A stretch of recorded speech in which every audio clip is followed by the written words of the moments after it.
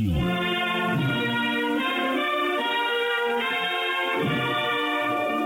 Une émission du ministère des Forces armées, réalisée par la Direction de l'information et des relations publiques des armées.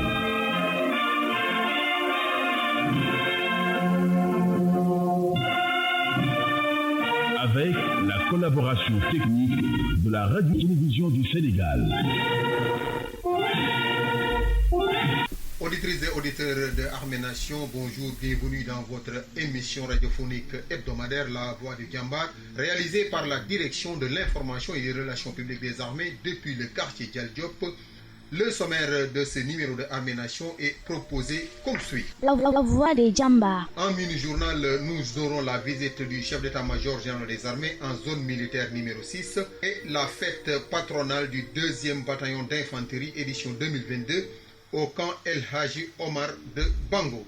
La ligne de mire sera axée sur la cérémonie de lancement des activités de la 3e édition des Journées nationales des sapeurs-pompiers à la caserne Malick Sy, élément qui sera suivi de la cérémonie de remise du drapeau national au 1er détachement sénégalais mis à la disposition de la mission d'appui à la stabilisation de la Guinée à la base militaire de Thiès. La page santé sera axée sur l'entretien qu'a eu Armée Nation avec le vétérinaire commandant Raphaël Tine, chef de division ressources humaines de la direction du service de santé des armées, sur l'exercice de simulation de gestion d'urgence sanitaire organisé par la direction du service de santé des armées. Les avisés communiqués et le discours du soldat seront les derniers éléments de cette émission. À la présentation, sergent-chef Sidina Issa Diouf, à la technique, sergent-chef Amadou Ndiaye. Amis auditeurs, c'était le sommaire, le développement juste après ce tampon musical.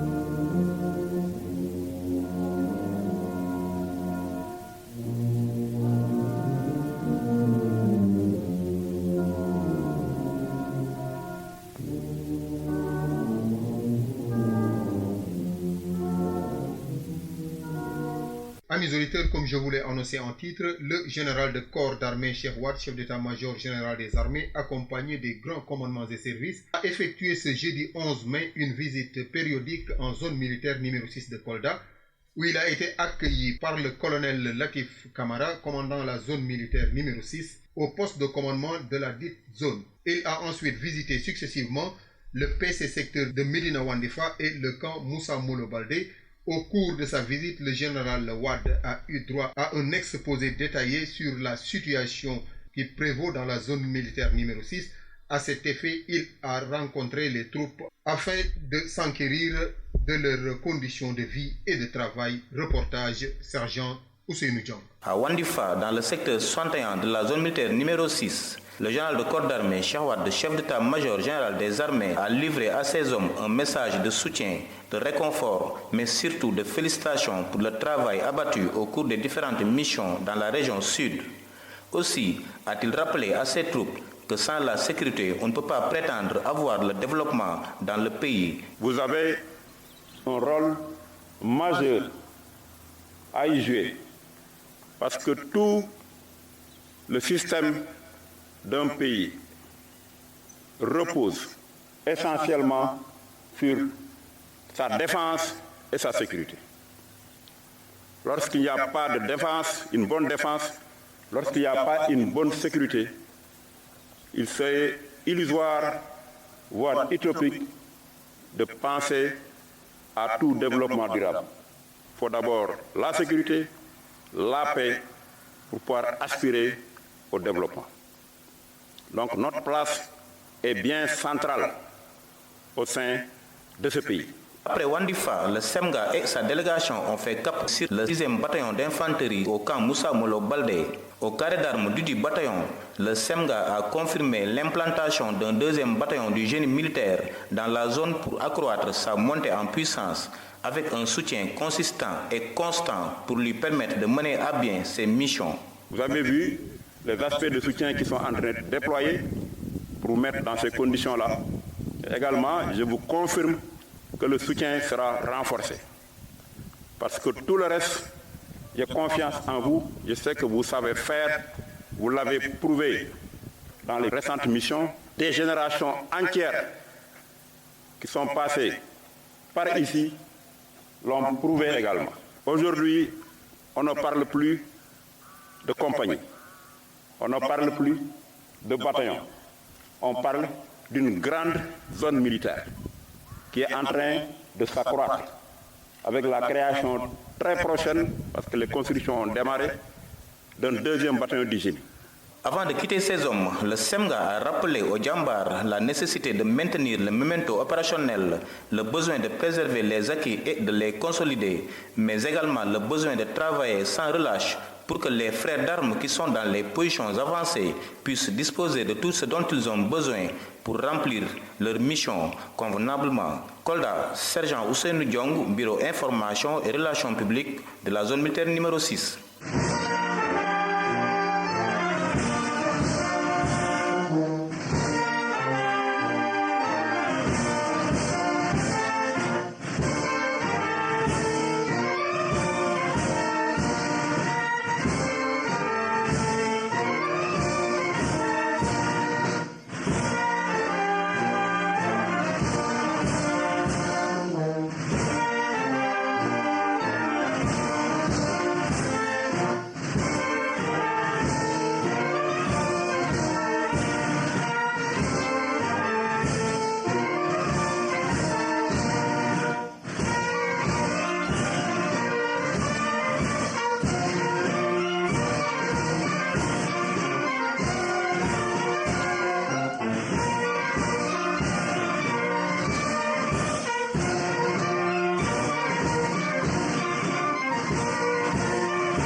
La fête patronale du 2e bataillon d'infanterie a eu lieu ce jeudi 12 mai au camp El Hadj Omar de Dakar Bango de Saint-Louis. La cérémonie a été présidée par le colonel David Diawara, commandant la zone militaire numéro 2, en présence de plusieurs autorités civiles, militaires et paramilitaires, organisée pour la première fois de l'histoire de cette zone. Cette édition était un moment de communion entre l'armée et les populations. Reportage Caporal Mohamed Diop.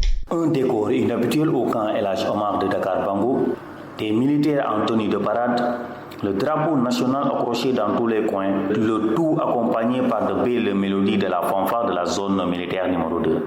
C'est la fête patronale du 2e bataillon d'infanterie.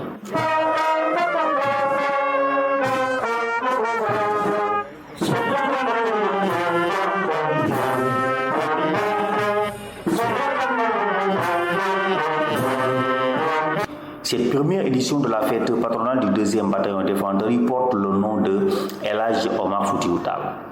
Une figure emblématique de la religion musulmane, un brillant leader, un guerrier, une fierté nationale, une référence particulière pour le 2e bataillon d'infanterie, le lieutenant-colonel Amadou Lamine Diédhiou, chef de corps du bataillon. En vous rendant un vibrant hommage, nous voulons magnifier ici votre dévouement et votre engagement au service de la nation.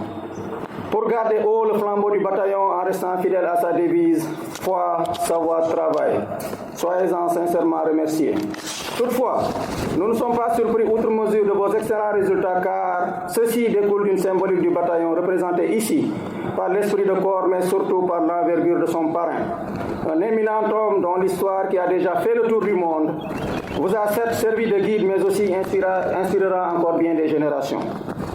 El Hadj Omar Foutiyou Tall, pour ne pas le nommer, a été ce brillant leader, guerrier émérite qui fait encore aujourd'hui la fierté du 2e bataillon, à qui il a toujours servi d'exemple pour son courage et son abnégation. Poursuivant ses propos, le lieutenant-colonel Diédhiou s'est dit satisfait du travail remarquable mené de jour comme de nuit par ces hommes. Il les a également exhortés de continuer dans cette voie de l'excellence et de professionnalisme pour le renom de nos armées. Officiers, sous-officiers, militaires du rang du 2e bataillon, je vous exprime toute ma satisfaction et vous témoigne ma fierté en tant que chef de corps de ce prestigieux bataillon. Je vous félicite tous, où que vous vous trouviez, en base arrière, en opération extérieure ou en OPIN, pour le remarquable travail abattu nuit et jour, pour protéger les populations et leurs biens dans un esprit républicain. Je vous exhorte à continuer dans cette voie de l'excellence et du professionnalisme, valeur fondamentale dans l'exercice du métier. J'entends par professionnalisme le goût du travail bien fait, dans un souci d'efficacité et d'efficience, dans la discipline, le respect, la courtoisie et la générosité dans l'effort. Pour magnifier la reconnaissance, la solidarité et la fraternité, le lieutenant-colonel Amadou Lamine Diédhiou, chef de corps du 2e bataillon d'infanterie, a offert des cadeaux à la famille du parrain, au commandant de la zone militaire numéro 2 et au commandant de la Légion Nord. L'attraction majeure de cette belle ambiance festive était la chanson de l'adjudant à la retraite Mandangom, interprétée et jouée par la fanfare de la zone militaire numéro 2.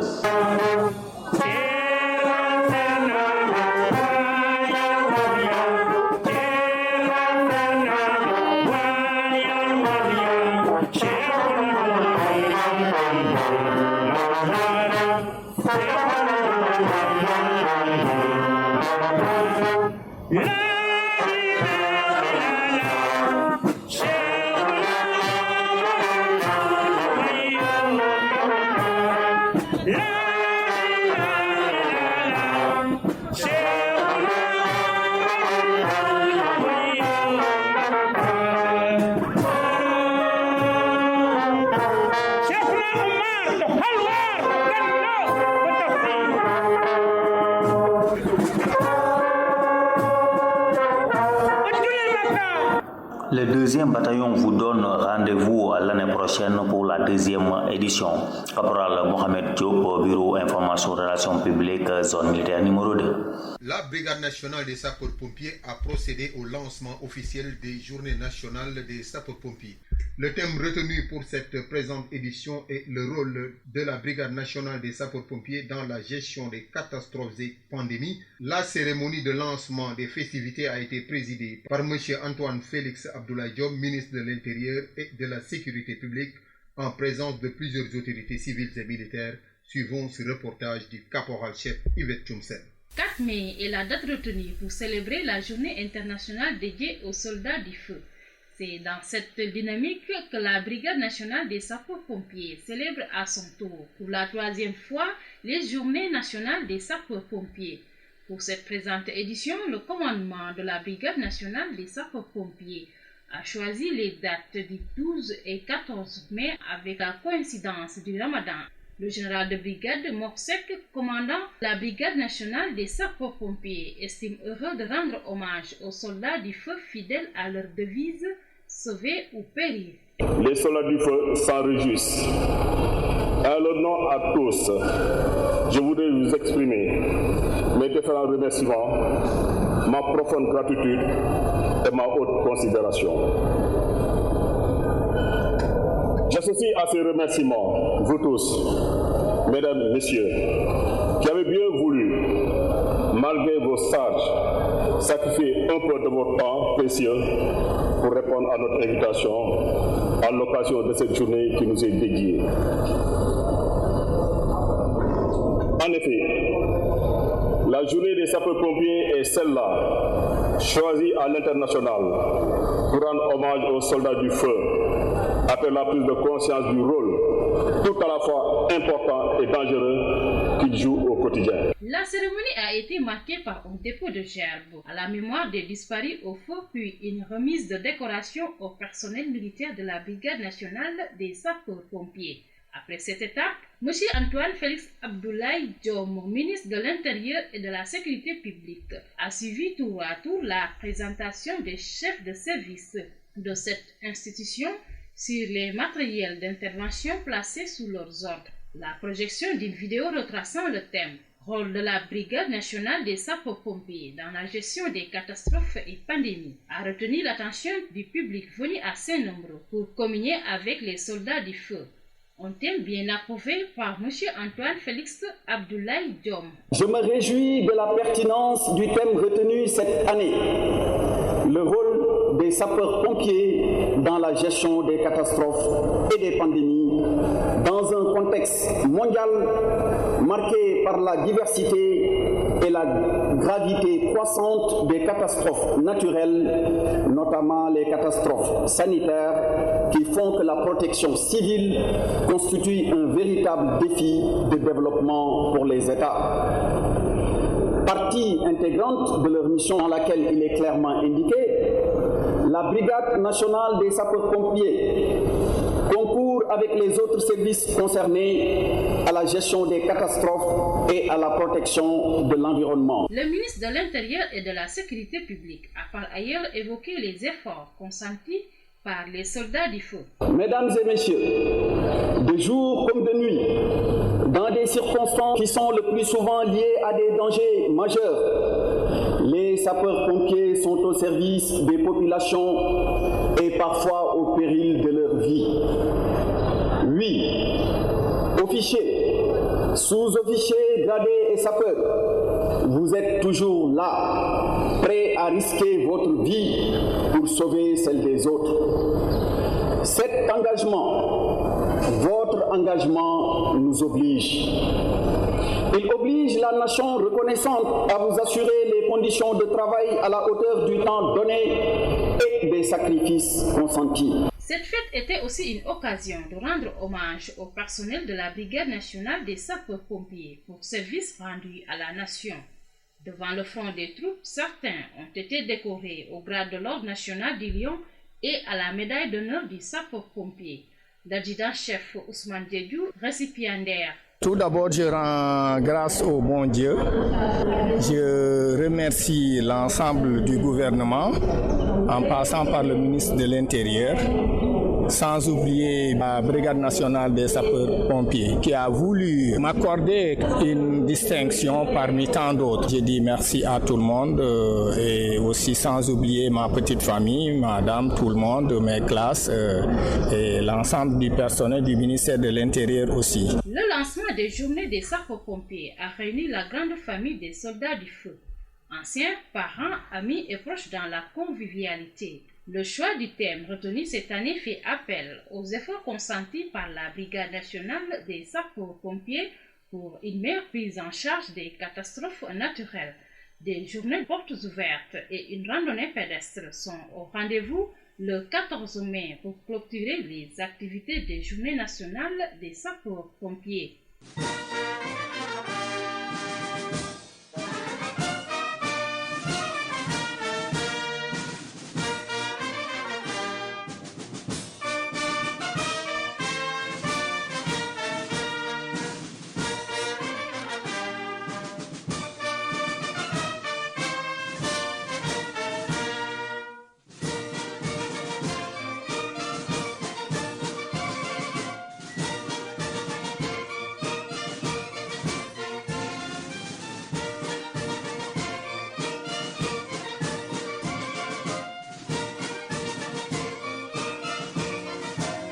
Fidèles auditeurs, comme je vous l'ai annoncé dans les titres, le premier détachement sénégalais mis à la disposition de la mission d'appui à la stabilisation de la Guinée-Bissau a reçu le drapeau national le jeudi 5 mai 2022 à la base militaire de Thiès. C'était lors d'une cérémonie présidée par le général de division Mamadou Gaye, sous-chef d'état-major général des armées, représentant le chef d'état-major général des armées en présence de M. Mamadou Moustapha Ndaw, gouverneur de la région de Thiès et d'autres autorités civiles et militaires de la cité du Rail. Reportage sergent Momodou Sarr. Après y avoir envoyé un contingent en 1998 dans le cadre de l'opération Gabou, un autre en 2012 pour la mission de la CEDEAO en Guinée-Bissau, le Sénégal va déployer pour la troisième fois un contingent en République de Guinée-Bissau, un pays de la sous-région récemment victime d'une tentative de renversement de l'ordre constitutionnel. Ce détachement, placé sous les ordres du chef de bataillon Mathurin Florian Gomis, aura pour mission la sécurisation des institutions et des populations de ce pays. Il a reçu le drapeau national des mains du général de division Mamadou Gaye, sous-chef d'état-major général des armées. Ce dernier n'a pas manqué de donner des recommandations à ses Djambar. Djambar du DETSEN 1, mission d'appui à la stabilisation de la Guinée-Bissau. Je vous réitère toute la confiance du chef d'état-major général des armées. Et vous exhorte à garder vos rangs soudés et à faire bloc autour de vos chefs pour remplir efficacement votre mission. Les contingents successifs qui se sont déployés dans ce pays jusqu'en 2020 ont pleinement participé à la reconstruction des infrastructures et à assister les personnes vulnérables. Ce rappel est important parce qu'il vous engage à respecter scrupuleusement les règles d'engagement de la mission et à inscrire vos actions quotidiennes dans la discipline et le professionnalisme qui ont toujours fait notre réputation depuis les premières heures de notre engagement en opération extérieure en 1960. Il vous reviendra donc, aux côtés d'unités venant d'autres pays, de la CEDEAO, de garder en permanence à l'esprit votre rôle d'ambassadeur et de porte-étendard des forces armées sénégalaises. Le succès de la mission dépend également de la disponibilité du matériel. À ce propos, le sous-chef d'état-major général des armées a exhorté le personnel à en prendre soin. Pour maintenir la performance opérationnelle, je vous recommande particulièrement de faire un effort sur l'entretien du matériel mis à votre disposition. Fruit d'efforts diligents des directions de service, l'armement et les moyens roulants et d'observation qui vous sont confiés méritent un engagement rigoureux de la part de chacun d'entre vous. Le succès de votre mission ainsi que la valorisation de l'entraînement que vous avez suivi sont tributaires avant tout d'un taux de disponibilité correcte des matériels. Je vous engage donc à faire preuve de professionnalisme dans ce domaine prioritaire. Dernière née des unités, le choix porté sur la 4e compagnie du 3e bataillon n'est pas fortuit, nous dit le général Gueye. Le Sénégal a décidé, comme à l'accoutumée, de répondre à ses engagements internationaux en déployant, dans le cadre de la force régionale, un contingent de la valeur d'une compagnie motorisée. La nature de cette unité témoigne ainsi de la volonté de notre pays de participer pleinement au volet opérationnel du mandat de la CEDEAO qui consiste à appuyer les forces de défense et de sécurité nationale pour la stabilisation de la République de Guinée-Bissau à travers la sécurisation des institutions et des populations locales.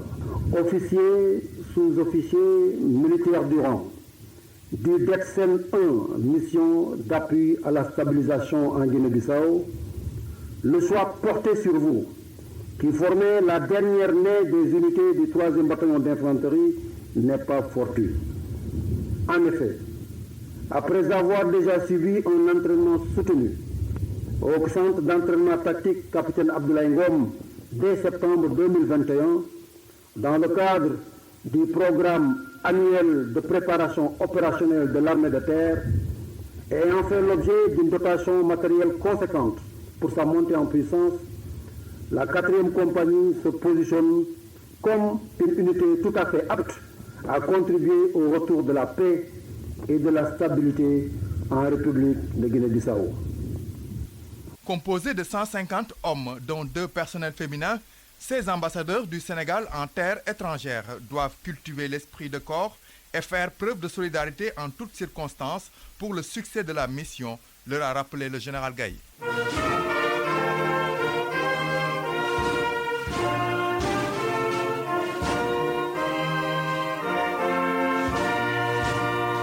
La direction du service de santé des armées va organiser un exercice de simulation de gestion de situations d'urgence sanitaire dans la période du 9 au 14 mai 2022 au centre d'entraînement tactique Capitaine Baïdiagne de Thiès. Dans cette optique, nous recevons notre invité, le vétérinaire commandant Raphaël Tine de la direction du service de santé des armées. Il s'entretient avec l'adjudant Alun Kébé. Chères auditrices et auditeurs de Armée Nation, aujourd'hui nous recevons notre invité, vétérinaire commandant Raphaël Tine, chef de division ressources humaines à la direction du service de santé des armées. Prétexte de notre entretien, l'organisation d'un exercice de simulation de gestion de situations d'urgence sanitaire dans les prochains jours par la direction du service de santé des armées. Mon commandant, bonjour. Bonjour. Mon commandant, pouvez-vous nous parler un peu de l'exercice de simulation, de gestion de situations d'urgence sanitaire dans les prochains jours que va organiser la direction du service de santé des armées. Quel est l'intérêt de cet exercice, mon commandant? Merci pour l'invitation. Avant de répondre à votre question, vous me permettez au moins de mettre un contexte sur l'événement qui se projette. En effet, l'armée sénégalaise dispose d'hôpitaux mobiles de campagne et le service de santé des armées s'est engagé dans un processus de certification de son hôpital de niveau 2 depuis août 2018, à la suite de la rédaction et de la validation de procédures opérationnelles normalisées. Ainsi, il en est suivi maintenant dans ce processus de certification de pouvoir, avec des partenaires techniques, de certifier une équipe médicale d'urgence. Et c'est là où je en viens à votre question pour vous dire que la mise en place d'une équipe médicale d'urgence pour les armées a pour but de réduire les pertes en vies humaines et de prévenir l'invalidité de longue durée lors de catastrophes d'apparition soudaine ou de situations d'urgence sanitaire. Il s'y ajoute également que récemment, au Congo comme en Sierra Leone, une équipe médicale d'urgence a été dépêchée lors d'événements sanitaires pour venir en soutien à la population. Et de plus, la survenue de la pandémie à Covid-19 qui a mis en rude épreuve le système de santé nous montre la pertinence de la politique de mettre en place une équipe médicale d'urgence afin de renforcer et soulager les dispositifs sanitaires lors d'une crise sanitaire. Quand l'exercice va se dérouler à Thiès, quels sont les moyens humains et matériels déployés pour cet exercice? Effectivement, du 7 au 14 mai, au centre d'entraînement tactile Capitaine Meïdiagne, se déroulera l'exercice de simulation de gestion de situation d'urgence sanitaire, en l'occurrence dans un contexte d'épidémie à Covid-19. Il s'agit pour les armées, notamment le service de santé des armées, de déployer un hôpital militaire de campagne avec toute la logistique et le personnel qui va avec. Et durant la période maintenant, il sera mis en place un centre de traitement des épidémies avec en plus une composante chirurgie qui permettrait de prendre en charge les besoins chirurgicaux dans un contexte à Covid. Ainsi, un personnel du service de santé est mobilisé à cet effet et nous pouvons compter dans le TED des chirurgiens, viscéralistes et orthopédiques. Nous pouvons aussi compter des anesthésistes réanimateurs, des paramédicaux, des hygiénistes. À côté aussi, il faut noter la participation de partenaires techniques qui viendraient de l'OMS et qui vont agir en qualité d'observateurs, mais aussi en qualité d'évaluateurs pour l'exercice en vue de la certification de l'équipe médicale d'urgence. À côté des participants, des partenaires techniques comme l'OMS, nous avons aussi des représentants du ministère de la Santé qui vont participer à l'exercice, ainsi qu'un partenaire non contournable qui est le personnel du Centre des opérations d'urgence sanitaire, le COUS. Donc, en gros, c'est un déploiement d'un effectif assez important sur Thiès pour une semaine, pour au moins travailler sur des scénarios de catastrophe ou bien d'urgence sanitaire dans un contexte Covid, où on doit prendre en charge maintenant des personnes atteintes de Covid, mais aussi des personnes atteintes de Covid, mais qui nécessitent des prestations chirurgicales. Avant de boucler cet entretien, pouvez-vous nous parler un peu du déroulement de l'exercice au niveau de Thiès? Tel que je l'ai précisé tout à l'heure, l'exercice se déroulera au centre d'entraînement tactique Capitaine Meïdiagne de Thiès, donc ce sera sur site. Il se déroulera peut-être en deux phases. Une première phase de certification de l'IMT version CTE, Centre de traitement des épidémies, et une seconde phase aussi pour la certification du pôle chirurgical contexte Covid. Donc, ces deux composantes qui expliquent en gros le déroulement de l'exercice. Avez-vous un message à lancer à l'endroit de nos auditeurs et à l'endroit des participants? Merci. Le message que je voudrais lancer, c'est un message de remerciement. Remercier le commandement pour l'accompagnement dont il a fait preuve depuis l'acquisition des hôpitaux de campagne jusqu'à ce processus de certification, mais aussi un remerciement vis-à-vis des partenaires techniques et financiers, notamment l'OMS qui a permis la tenue de cet exercice de simulation, mais aussi le personnel du COUS qui n'a cessé d'accompagner la direction du service de santé dans ce processus de certification, depuis l'élaboration des procédures opérationnelles normalisées jusqu'à la tenue de cet exercice, en passant maintenant par la validation des scénarios et des notes conceptuelles. Je vous remercie. Merci à vous. Je rappelle que nous étions avec le vétérinaire commandant Raphaël Tine, chef de division ressources humaines de la direction du service de santé des armées. Prétexte de notre entretien, l'exercice de simulation de gestion de situation d'urgence sanitaire qui va être organisé à Thiès par la direction du service de santé des armées dans la période du 7 au 14 mai prochain.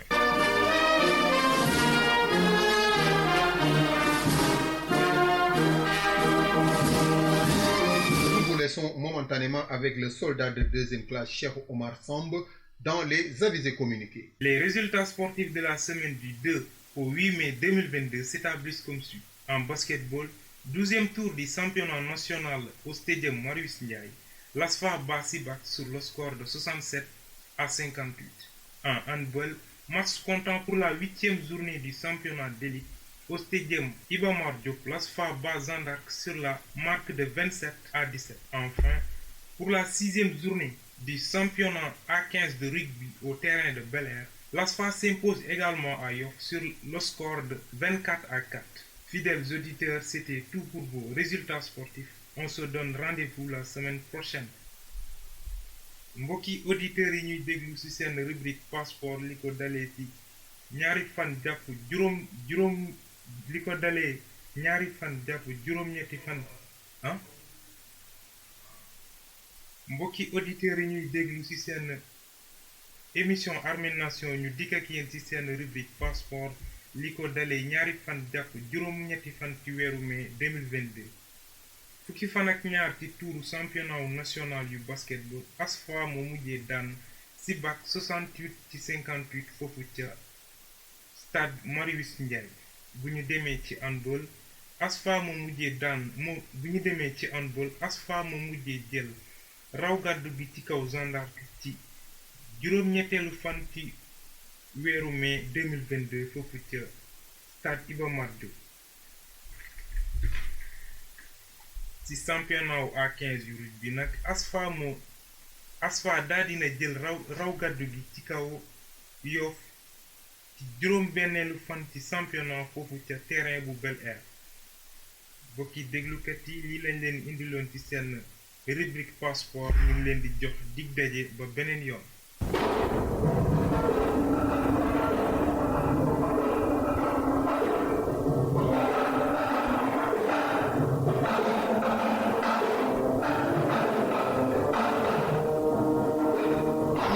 Nous sommes dans la dernière ligne droite de votre émission. Place au disque du soldat avec toujours le soldat de deuxième classe, Cheikh Omar Samb.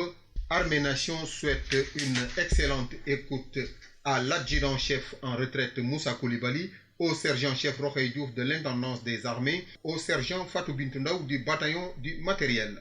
Bienvenue dans votre rubrique dédicace. Ce morceau est dédié aux soldats de première classe. Amirou Diallo pour faire plaisir à tous les Kédovins, particulièrement aux habitants de Dendifelo, à sa maman Safiratou, à sa femme Dienaba Konté et à toute la famille Diallo. Ce morceau est choisi pour faire plaisir également au sergent Michel Mbadndong de la Brigade nationale des sapeurs-pompiers, à Béatrice Fatoussar, à ses enfants Jean-Baptiste Ndong et Hélène Matindong, tous dans la localité de Djilas. Big dédicace au contingent 21, particulièrement aux éléments de Diofior à Abdoulaye Sen, à Djegan Bok, sans oublier le caporal Thiam et le sergent Diop. Ce morceau tournera également pour faire plaisir aux soldats de première classe, Elazi Abba Goudiaby à son père, Ousmane Goudiaby, Awa Sagna, Lamine Sagna à son frère, Pape Insa Goudiaby. Sans oublier le caporal Ibrahima Mané du 25e Béra. Le soldat de deuxième classe, Souleymane Sarr, offre ce morceau à tout le contingent 21-2, au sergent Patignaï, au caporal Sey, tous du bataillon Oran. Fidèles auditeurs, c'était tout pour vos dédicaces. Merci et à très bientôt.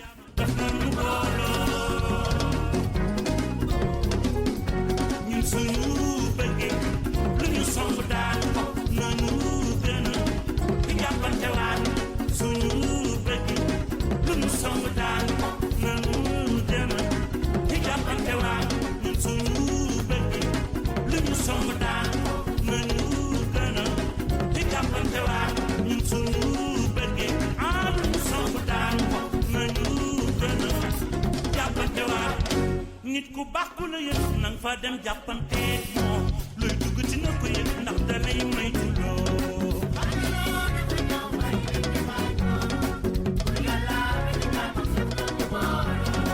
ku la bëgg ci bëgg ko kii la bañ dee ko xool njaga mbay sama waaj noon noon juddoo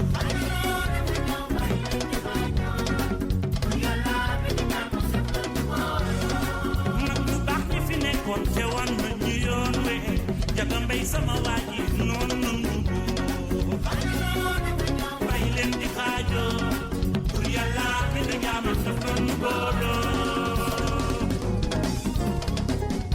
ñun suñu bëggee lu ñu song daan nañu gën a jàppante waat ñun suñu bëggee lu ñu song daan nañu gën a jàppante waat ñun suñu bëggee lu ñu song daan nañu gën a jàppante waat ñun suñu bëggee lu ñu song daan nañu gën a jàppante waat nit ki am safara bàyyi mu dem am safara seytaane du xat fu mu aw xawal fa jëlee ki la bëggul dina kooku ndax xel sore nit ki mën na la bañ te defoo ko lu mën a wax ki la toppee mbooro ba lay def mu sànni ka teer bàyyi ko rabbana te xam ni beesam fi xaajaloo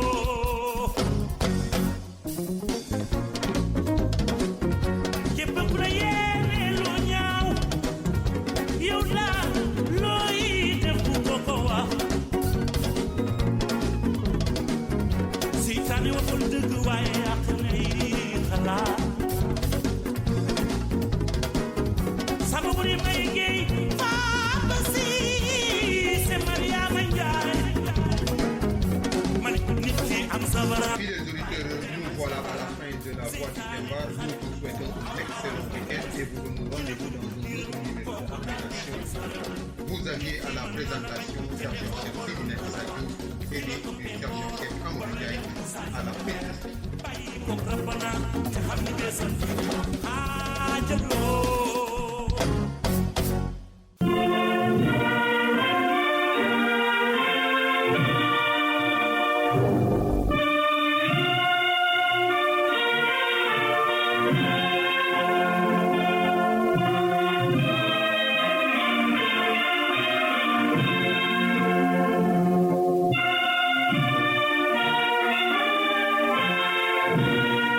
Armée Nation.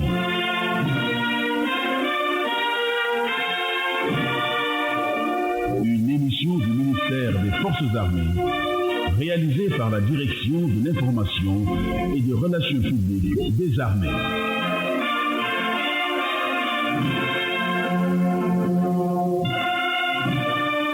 Avec la collaboration technique de la Radio-Télévision du Sénégal.